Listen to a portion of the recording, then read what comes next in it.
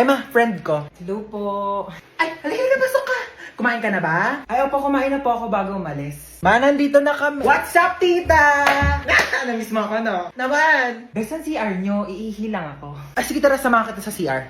Wala mo na papasok ng CR, kakatae ko lang. Uy, gusto mo ba mag-sleep over tayo ngayon? Ay, di ako pinapayagan ni mama eh. Eh, Ayaw bakit? niya na hindi ako umuwi ng bahay.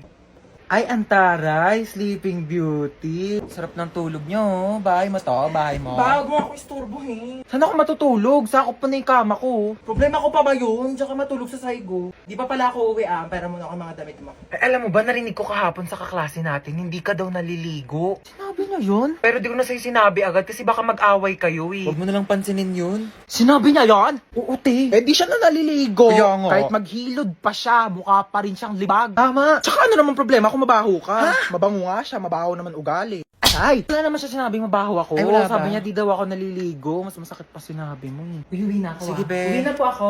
Maaga pa. Opo, hinahanap na po kasi ako ni mama eh. Oh, sige, ingat ka sa daan ha. Tita, uwi na ako.